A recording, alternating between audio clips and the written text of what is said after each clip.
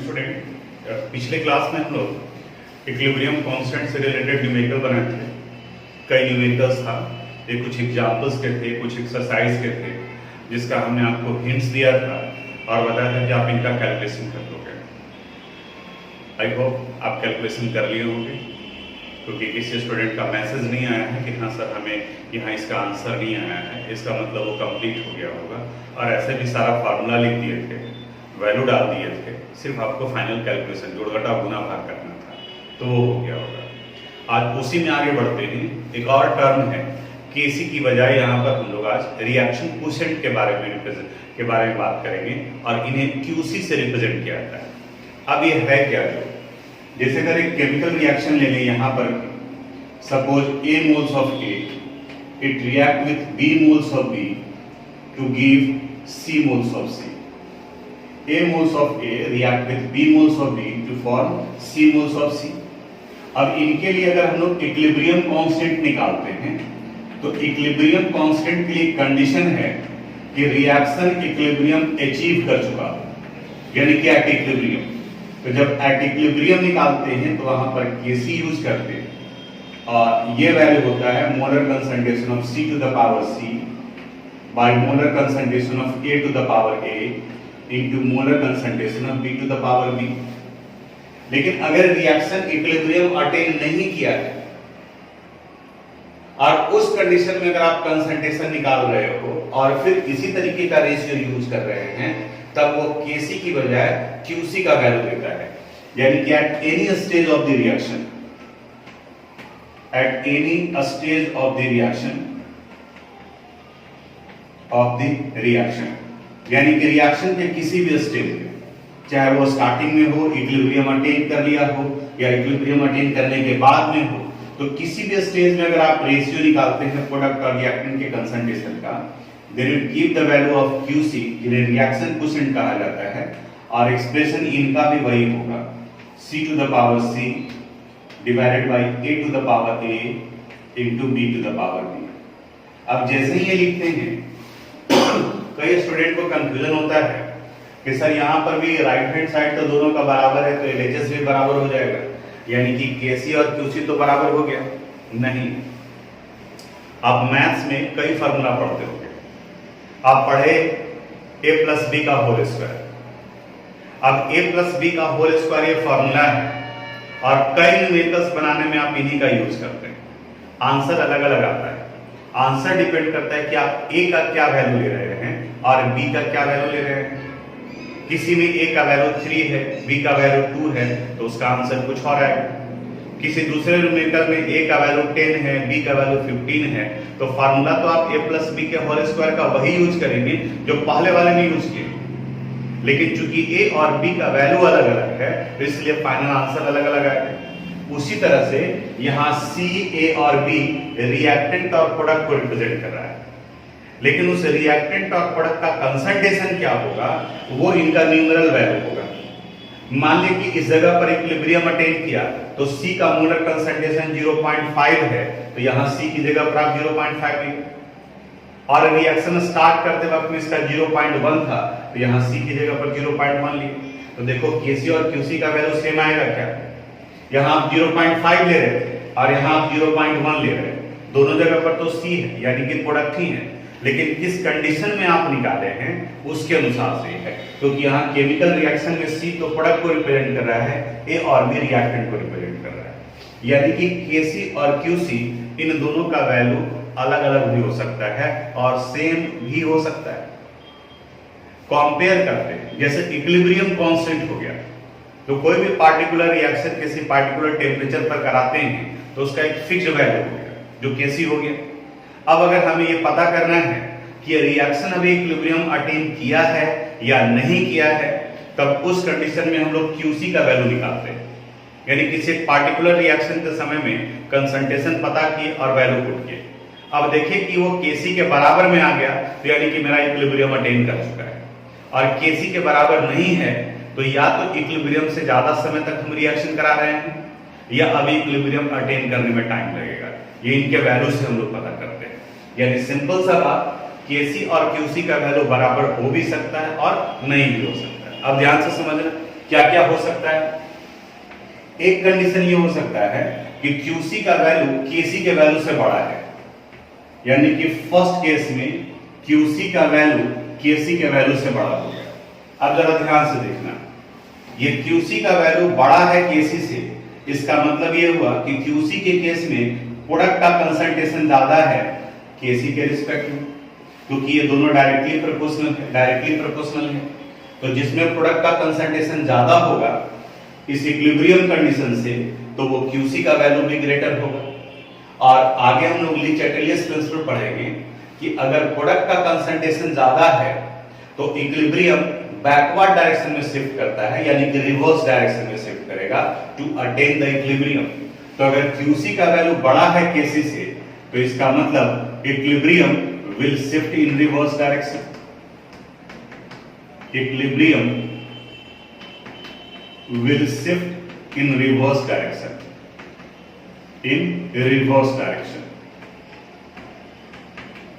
reverse direction। दूसरा condition हो सकता है कि QC का वैल्यू छोटा है और KC का वैल्यू बड़ा है। तो KC का बड़ा हो गया और QC का छोटा, इसका मतलब प्रोडक्ट कम बना है। C किसको रिप्रेजेंट कर रहा है? प्रोडक्ट को। तो प्रोडक्ट अभी कम बना है, इसका मतलब रिएक्शन अभी फॉरवर्ड डायरेक्शन में जा रहा है और वहां पर इक्विलिब्रियम फॉरवर्ड डायरेक्शन में शिफ्ट करेगा। तो यहां हम लिख सकते हैं equilibrium will shift in forward direction या reaction will proceed in forward direction, दोनों टर्म यूज किया जा सकता है। Equilibrium will shift in forward direction, या फिर कह सकते हैं कि the reaction is going in forward direction, ताकि वो कुछ समय के बाद में इक्विलिब्रियम जो है वो अचीव कर सके, इक्विलिब्रियम अटेन करने के लिए। और यहां पर reaction will shift in backward direction, तब वो जाकर के इक्विलिब्रियम अटेन करेगा। तीसरा कंडीशन हो सकता है कि QC is equal to KC, यानी QC और KC दोनों बराबर है। तो QC और KC बराबर है, इसका मतलब प्रोडक्ट और रिएक्टेंट का कंसंट्रेशन दोनों जगह पे बराबर है, यानी कि रिएक्शन इक्विलिब्रियम अचीव कर चुका है, यानी कि the reaction is in equilibrium state. The reaction is in equilibrium state,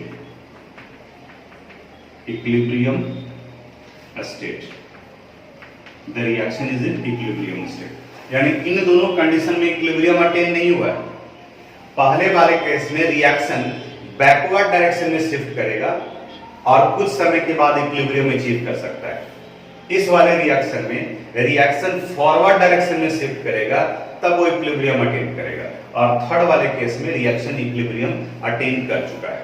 इसी से रिलेटेड एक एनसीईआरटी बुक में क्वेश्चन दिया हुआ है, उसको सोल्व कराते हैं तो कंसेप्ट क्लियर होगा। इन सारे पार्ट को भी इस तरीके से आप नोट कर लीजिएगा। अब प्रॉब्लम 7.7 इसी से रिलेटेड है। The value of KC for the reaction दिया हुआ है 2A, it give B plus C, is 2 into 10 to the power minus 3, 2 into 10 to the power minus 3। आपसे क्या पूछा जा रहा है?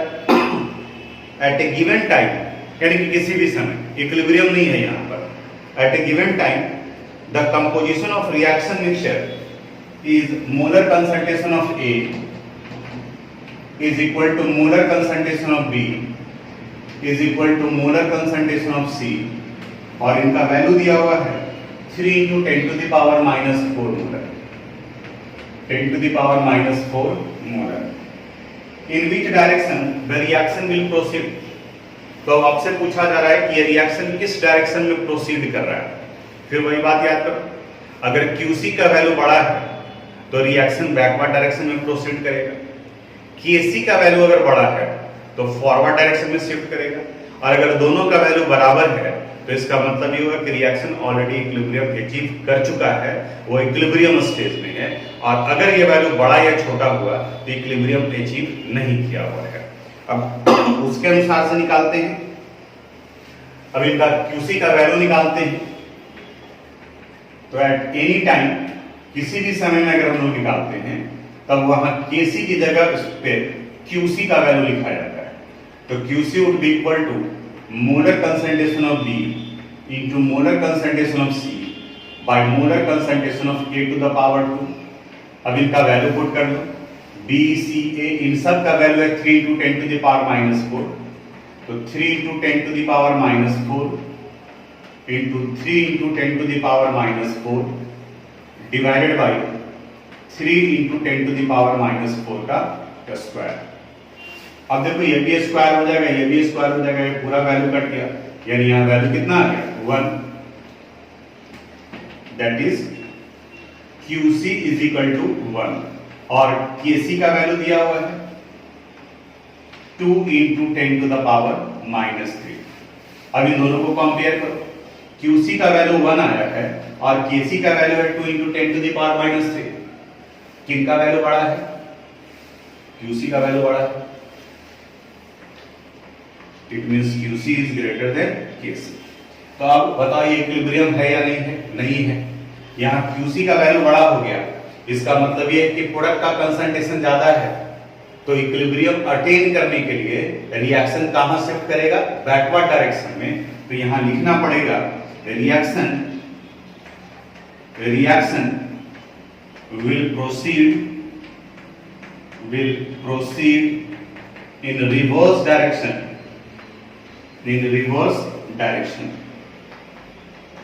ये भी जोड़ सकते हो to achieve equilibrium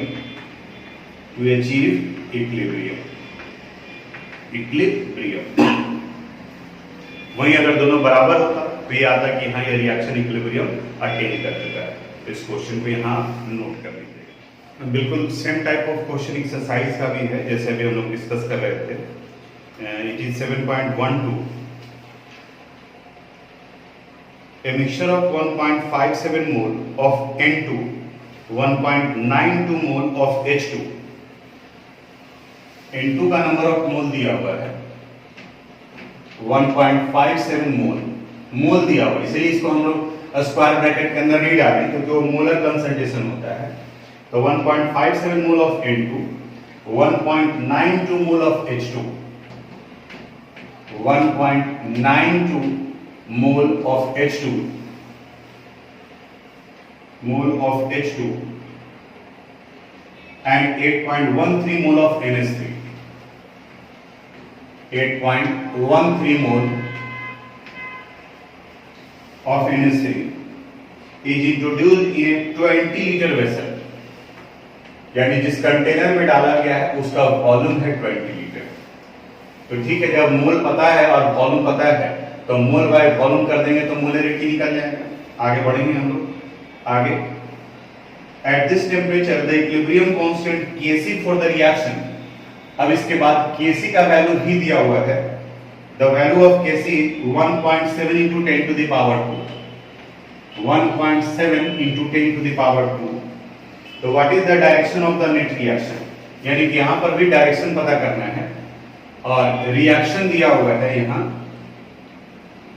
N2 gas 3H2 gas and 2NH3। N2 in gaseous state plus 3H2 in gaseous state, it give 2NH3 in gaseous state। अब इस क्वेश्चन का कैलकुलेशन आपको करना है, सारा स्टेप प्रोसेस वो सब हम डिस्कस कर रहे हैं यहाँ पर। अब इसको सोल्व कैसे करेंगे लोग, देखो यहां सॉल्यूशन। नाइट्रोजन का, हाइड्रोजन का और अमोनिया का किसी समय में रिएक्शन में इतना प्रेजेंट है, उतना डाला गया है, और अब आपसे कहा जा रहा है कि बताओ ये फॉरवर्ड डायरेक्शन में जाएगा या बैकवर्ड डायरेक्शन में जाएगा, क्योंकि आप प्रोडक्ट भी ले रहे हैं, अमोनिया भी डाला गया है वहां पर। अगर आप रिएक्शन सिर्फ स्टार्ट कर रहे होते तो रिएक्टेंट सिर्फ होता, लेकिन यहाँ प्रोडक्ट भी डाल रहे हैं तो मे भी हो सकता है कि बैकवर्ड डायरेक्शन में शिफ्ट करें। तब ये तो पता चलेगा जब हम लोग QC का वैल्यू निकालेंगे और इस KC के वैल्यू से कंपेयर करेंगे। अगर QC का वैल्यू बड़ा हो गया तो रिवर्स डायरेक्शन में जाएगा, और अगर QC का वैल्यू छोटा है, KC का वैल्यू बड़ा है तो फॉरवर्ड डायरेक्शन में शिफ्ट करेगा। अब यहाँ हम लोग सोल्व करते हैं इसको। सबसे पहले इन सब का मोलरिटी निकाल लो, वॉल्यूम दिया हुआ है और मोल भी दिया हुआ है, तो मोल बाय वॉल्यूम कर लेंगे। तो according to question the molar concentration of nitrogen, it would be equal to 1.57 divided by 20. अब ये तो डिवाइड कर सकते हो. मोलर कंसंट्रेशन ऑफ हाइड्रोजन, ये वैल्यू आ जाएगा 1.92 divided by 20, and molar concentration of ammonia NH3 it is equal to 8.13 divided by 20. ये इतना मोलर हो गया, सबका मोलरिटी वैल्यू निकल गया. अब इसके बाद में हम लोग QC का वैल्यू निकालेंगे, क्योंकि इक्विलिब्रियम होगा तभी कैसे लिखा जाएगा. एक्सप्रेशन आ जाएगा इनका, molar concentration of NH3 to the power 2 divided by molar concentration of N2 into molar concentration of H2 to the power 3. अब इसके बाद में अमोनिया का यहां जो वैल्यू आप डिवाइड करके निकाले हैं वो यहां पुट करो, नाइट्रोजन का वैल्यू यहां पुट करो, हाइड्रोजन का वैल्यू यहां पुट करो, QC निकल जाएगा. और जब QC निकल जाएगा तो फिर KC के वैल्यू से कंपेयर करो कि QC का वैल्यू बड़ा है या KC का वैल्यू बड़ा है. फिर से अगर QC का वैल्यू बड़ा है इसका मतलब प्रोडक्ट ज्यादा है रिएक्टेंट से, तो रिएक्शन विल शिफ्ट. इक्विलिब्रियम की जगह पर रिएक्शन टर्म यूज करो, ज्यादा ऑथेंटिक होगा. Reaction will shift in reverse direction to attain the equilibrium, equilibrium attain करने के लिए. अगर QC का वैल्यू छोटा है, reaction will proceed in forward direction to achieve the equilibrium. और अगर QC और KC का वैल्यू दोनों बराबर है, it means the reaction is in equilibrium state. बन जाएगा आपसे एक क्वेश्चन. तो इसको सोल्व करते हैं. 7.11 पर आते हैं. ये क्वेश्चन उसी तरीके का है जैसा हम लोग पिछले क्लास में डिस्कस किए थे. फर्क बस इतना है कि पिछले क्लास में जो भी क्वेश्चन डिस्कस किए थे वहां मोलर कंसंट्रेशन दिया हुआ था और यहाँ पर पार्शियल प्रेशर दिया हुआ है, यानी कि एटमॉस्फेयर या बार के फॉर्म में दिया हुआ है. बस इतना ही है. तो वहां KC निकालते थे और जगह पर KP निकालेंगे. देखिए कैसे क्या है, डाटा दिया हुआ है जो सेपरेट करते हैं. A sample of hydrogen iodide is placed in a flask at a pressure of 0.2 atmosphere.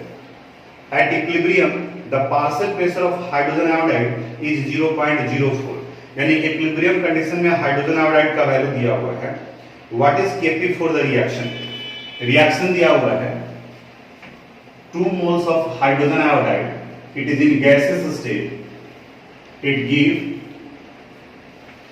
H2 in gaseous state plus I2 in gaseous state. Initial concentration hydrogen iodide का दिया हुआ है, तो कंसंट्रेशन की जगह पर यहाँ प्रेशर दिया हुआ है, तो आप इनिशियल प्रेशर लिखो. तो इनिशियल प्रेशर इनका ये वैल्यू दिया हुआ है 0.2 atmosphere. Initial pressure is 0.2 atmosphere ATM. और जो कि हाइड्रोजन और आयोडीन प्रोडक्ट है इसलिए इनका इनिशियल प्रेशर या इनिशियल कंसंट्रेशन वैल्यू कितना होगा, 0 होगा.